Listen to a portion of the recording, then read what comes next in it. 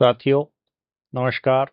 मैं S D Meena, मेरे YouTube channel railway service guide पर आपका स्वागत है। पिछले वीडियो में मैंने आपको बताया था कि एक अच्छा श्रोता अच्छा वक्ता बन सकता है, अच्छा बचाव सलाहकार बन सकता है। उम्मीद करता हूं कि आप लोगों ने मेरा वो स्पीच पूरा सुना होगा। ये मैं इसलिए आपसे बोलना चाह रहा हूं कि डीआर अगर सीखना है तो वीडियो पूरा देखना पड़ेगा, बार बार देखना पड़ेगा, हर शब्द पे ध्यान देना पड़ेगा, हर शब्द को याद रखना पड़ेगा। अगर वीडियो को थोड़ा जल्दी देखने के लिए आगे फॉरवर्ड कर दिया फिर देखेंगे तो हो सकता है कि कोई बहुत ही महत्वपूर्ण बात रह जाए। डीआर के मामले में मैं इतना ही आप लोगों को बोलना चाहता हूं कि अधूरा डॉक्टर और अधूरा वकील ठीक नहीं होता है। अगर डॉक्टर इलाज कर रहा है, ऑपरेशन कर रहा है और बीच में अगर वो बोले कि मेरे को इससे ज़्यादा अब नहीं आता है या बीच में थोड़ा सा मेरे पे नहीं आता है, तो पेशेंट की जान खतरे में पड़ जाती है। या वकील केस लड़ते लड़ते बीच में बोले कि नहीं थोड़ा सा कानून अब मेरे पे नहीं आता है, तो फिर जिसका केस लड़ रहा है उसके लिए वो खतरनाक हो सकता है। तो इसी प्रकार ये डीएआर है, और डीआर में आप पूरी जानकारी लें, पूरा वीडियो सुने, गौर से सुने, बार बार सुने। जितनी बार सुनोगे आपको इतना ही ज्ञान अर्जित होगा। अब हम बात करेंगे पेनल्टीज की, दंड की। तो जैसा कि आपको शुरू में मैंने बताया था कि डीएआर में पेनल्टी दो तरीके की होती है, माइनर पेनल्टी और मेजर पेनल्टी। तो ये पेनल्टी क्या क्या होती है आज इस पे बात करेंगे, जिसमें माइनर पेनल्टी पे आज हम बात करेंगे। तो पहले आपको मैं बता दूं कि माइनर पेनल्टी में सबसे पहले होता है सेंसर। हिंदी में परिनिंदा बोलते हैं, लेकिन निंदा भी बोल सकते हैं। सेंसर दूसरी होती है कुछ समय के लिए, नियत अवधि के लिए कर्मचारी की पदोन्नति पर रोक लगा दे, प्रमोशन पर उसके रोक लगा सकते हैं। तीसरा होता है कर्मचारी ने रेलवे नियमों का उल्लंघन किया, आदेशों का उल्लंघन किया और उसकी गलती से रेलवे को नुकसान हुआ, संपत्ति को नुकसान हुआ, तो जो नुकसान हुआ है उसकी भरपाई उसके वेतन से कटौती करके की जाएगी। ये तीसरी पेनल्टी माइनर पेनल्टी है। इसमें रेलवे ने ए और बी बना दिया है।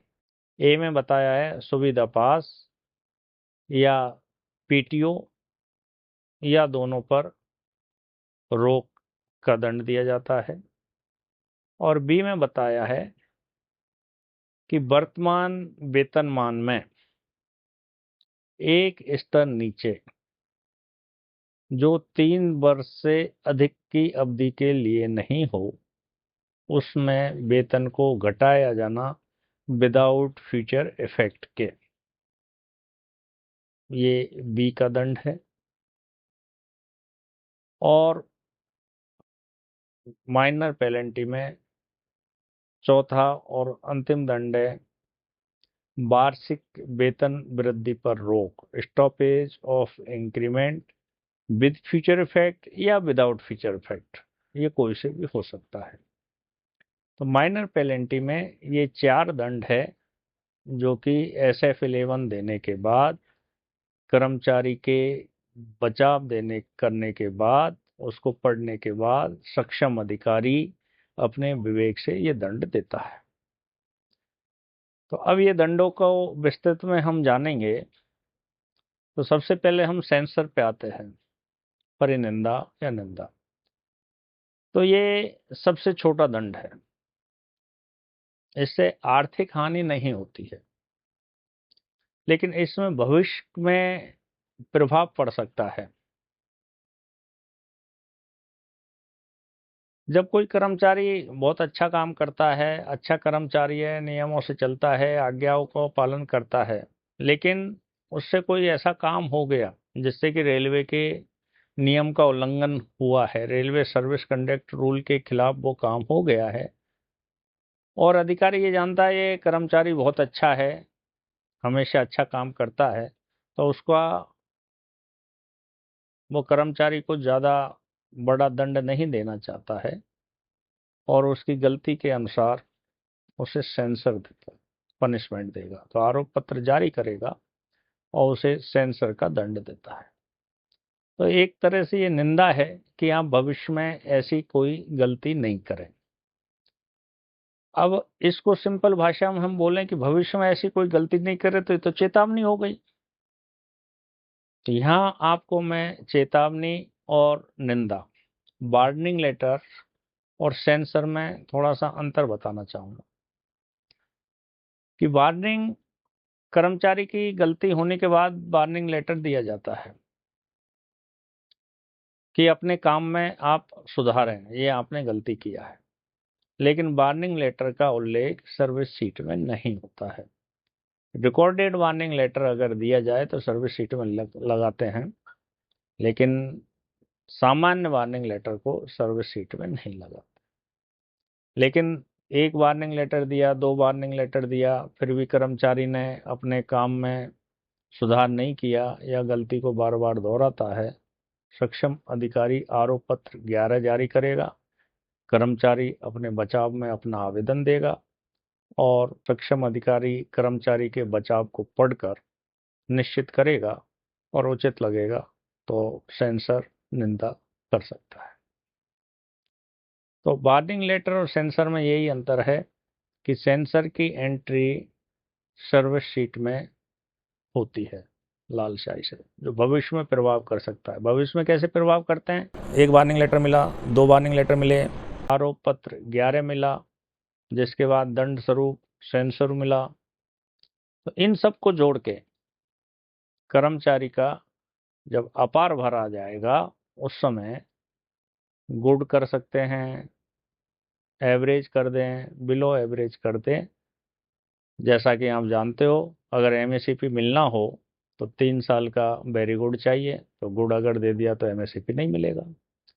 या कर्मचारी ने एलडीसी एग्जाम कोई पास कर ली हो, प्रमोशन का समय आएगा तो फिर जब टोटल मार्क देखेंगे तो ये अपार, अगर एवरेज है, बिलो एवरेज है, गुड है, तो फिर कर्मचारी के प्रमोशन पर असर कर सकता है। इसी प्रकार अगर कोई सुपरवाइजर है, क्लास 3 का कर्मचारी है, ग्रुप बी में प्रमोशन के लिए परीक्षा देता है और वो पास हो जाता है, तो पदोन्नति के समय भी ये असर कर सकता है कि इस आदमी को पहले SF11 मिली है और इसको सेंसर मिला हुआ है। तो ये वार्निंग और सेंसर में अंतर है, और सेंसर एक सबसे छोटा पनिशमेंट है। दूसरा पनिशमेंट निश्चित समय अवधि के लिए प्रमोशन पर रोक का है। तो ये थोड़ा सा ज़्यादा है दंड, और इसको सोच समझ कर दिया जाना चाहिए, लेकिन ये इफेक्टिव होना चाहिए। दंड कोई भी हो, इफेक्टिव होना चाहिए। प्रमोशन रोकने का जब दंड दिया जाता है तो इस बात का खासकर ध्यान रखा जाता है कि ये प्रभावी होना चाहिए। अगर कर्मचारी का निकट भविष्य में प्रमोशन आने वाला है और ये दंड दिया जाएगा तो ही प्रभावी होगा। कोई कर्मचारी है जिसको नई भर्ती है और 4 साल तक प्रमोशन मिलने वाला नहीं है, और उसको ये दंड दिया जाए कि आपको 1 साल की पदोन्नति पर रोक लगाई जाती है, तो ये प्रभावी कहाँ हुआ? 1 साल में तो उसका प्रमोशन ही नहीं होने वाला है। तो ये दंड सोच समझ के दिया जाना चाहिए और इफेक्टिव होना चाहिए कि एक्चुअल कर्मचारी का प्रमोशन आने वाला है तो उस पर इफेक्ट हो। तो ये सक्षम अधिकारी इस दंड को देते समय अपने विवेक का प्रयोग करें। तीसरी सजा जो माइनर पेनल्टी में है वो है कि किसी रेल कर्मचारी की लापरवाही से या कोई आदेशों की पालना नहीं किया जिसके कारण से रेलवे को आर्थिक रूप से क्षति हुई है, या नुकसान हुआ है तो उसकी भरपाई करने के लिए कर्मचारी के वेतन से कटौती करने की है। इससे कर्मचारी को आर्थिक नुकसान होगा, कर्मचारी को परेशानी होगी। तो पहले जांच में ये निश्चित हो जाए कि रेलवे को कितनी संपत्ति का नुकसान हुआ है और कर्मचारी ही इसके लिए जिम्मेदार है। उसके बाद ही ये सजा का प्रावधान है कि कर्मचारी के वेतन से उसकी कटौती की जाए। कटौती इस प्रकार से होनी चाहिए कि कर्मचारी को ज़्यादा कठोर भी नहीं हो और कर्मचारी को ज़्यादा सुविधाजनक भी नहीं। इस बात का ध्यान रखना चाहिए। इसके लिए सक्षम अधिकारी आदेश देते समय ये तय करता है, ये स्पष्ट लिखता है कि कितनी धनराशि की कटौती करनी है, कितनी किस्तों में करनी है, जो कब पूरी हो जाए। इस बात का ध्यान रखना चाहिए कि ये कटौती कर्मचारी के सेवानिवृत्त होने से पहले पूरी हो जाए। विशेष परिस्थितियों में अगर ये संभव नहीं है तो फिर जो कटौती बची है वो कर्मचारी की DCRG से वसूली की जाएगी। दंड 3 के इसी में A और B बना दिया गया है।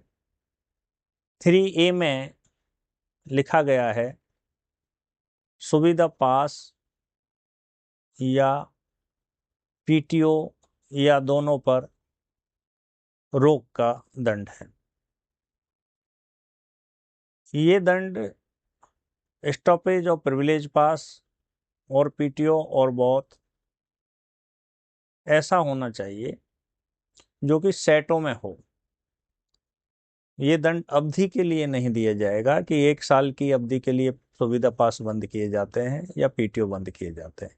ये दंड सेटों में दिया जाता है। स्टॉपेज ऑफ प्रिविलेज पास और PTO और बहुत 2 सेट, 4 सेट, 6 सेट, 5 सेट में। अगर इस दंड को अवधि में दिया जाए, मान लो किसी कर्मचारी का 6 महीने के लिए सुविधा पास बंद करें तो कर्मचारी हो सकता है 6 महीने तक प्रिविलेज पास ले ही नहीं या पहले ही ले लिया हो, फिर ये असरकारक नहीं होता है। इसलिए इसको सेटों में दिया जाएगा। ये दंड उन रेल कर्मचारियों के लिए ज़्यादा इफेक्टिव नहीं होता जो आर्थिक दृष्टि से मजबूत होते हैं। जो कर्मचारी दूर के रहने वाले हैं, प्रिविलेज पास पर रेल यात्रा करते हैं, उनके लिए इफेक्टिव है। लेकिन जो आर्थिक रूप से मजबूत है वो कर्मचारी पैसा देके यात्रा कर लेते हैं, या जो लोग लोकल रहते हैं कभी प्रिविलेज पास या PTO लेते ही नहीं हैं, तो ये उनके लिए भी असरकारक नहीं होगा। इसीलिए ये दंड देते समय ये ध्यान रखा जाएगा कि असरकारक हो। अब कितने प्रिविलेज पास या PTO बंद करें, ऐसा कोई विशेष उल्लेख नहीं है, लेकिन व्यवहारिक लगे इस हिसाब से होना चाहिए। एक बार मेरे पास एक केस आया था, तो किसी ब्रांच अफसर ने कर्मचारी के आरोप पत्र जारी करके 40 सेट प्रिविलेज पास और 40 सेट PTO बंद किए थे। अभी तो व्यवहारिक लगता ही नहीं है।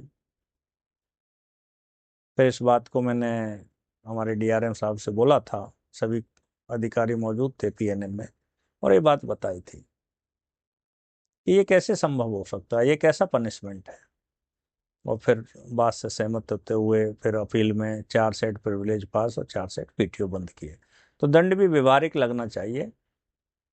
तो प्रिविलेज पास और प्रिविलेज PTO सेट में बंद किया जाएगा, अवधि में बंद नहीं किया जाएगा। 3 का B है वर्तमान वेतनमान में एक स्टेज नीचे, जो कि 3 साल से ज्यादा का नहीं, बिना भविष्य प्रभाव के एवं पेंशन के फायदों पे कोई नुकसान नहीं करेगा, का दंड देना। मतलब आप जिस ग्रेड पे में काम कर रहे हो उससे एक इंक्रीमेंट आपको नीचे कर देंगे, रिवर्स कर देंगे, जो 3 साल से ज्यादा का नहीं हो। और ये आपके पेंशनरी बेनिफिट पे असर नहीं करेगा। मतलब रिटायर होने से पहले ही दंड पूरा हो जाना चाहिए, और ये दंड पूरा होने के बाद आप जिस स्थिति में होते उसी स्थिति में आपको इंक्रीमेंट आ जाएगा, आपका वेतनमान निर्धारित हो जाएगा।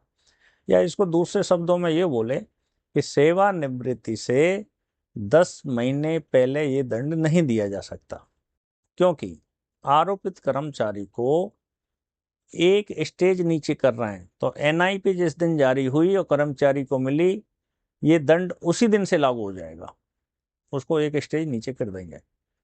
अब उसका सेवानिवृत्ति का टाइम 1 साल से कम है, तो दंड पूरा होने से पहले ही कर्मचारी सेवानिवृत्त हो रहा है। तो इस चीज का दंड देते समय ध्यान रखा जाता है कि दंड देते समय कि कर्मचारी का सेवानिवृत्ति से पहले ये दंड पूरा हो जाए और उसके पेंशन पे प्रभाव नहीं पड़े। अतः एक बाद में हम मेजर पनिशमेंट में पढ़ेंगे, जो यही दंड फिर रिपीट होगा, लेकिन वो दूसरे ढंग से हम आपको बताएंगे, वो दूसरे ढंग से है, विद इफेक्ट है। लेकिन इसमें स्पष्ट है कि ये विदाउट फ्यूचर इफेक्ट होगा। इससे कर्मचारी को आर्थिक नुकसान होता है, काफ़ी नुकसान होता है, प्रतिकूल प्रभाव पड़ता है, लेकिन ये विदाउट फ्यूचर इफेक्ट है, पेंशनरी बेनिफिट पर असर नहीं पड़ता है, इसलिए बिना जांच के दिया जा सकता है। चौथा एवं अंतिम दंड, वेतन वृद्धि पर रोक, भविष्य प्रभाव के या बिना भविष्य प्रभाव के, stoppage of increment with future effect और विदाउट फ्यूचर इफेक्ट। लेकिन अगर विद फ्यूचर इफेक्ट है तो जांच जरूरी है, विदाउट फ्यूचर इफेक्ट है तो जांच जरूरी नहीं। जब कर्मचारी को आरोप पत्र 11 जारी कर देते हैं, कर्मचारी ने अपना बचाव दे दिया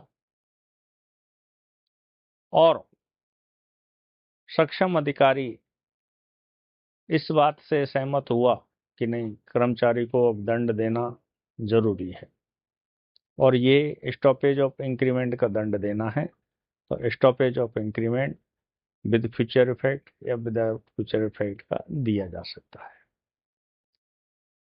लेकिन इस दंड में इस उल्लेख का होना जरूरी है कि कर्मचारी को कितनी अवधि के लिए वेतन वृद्धि को रोका जा रहा है, नंबर 1।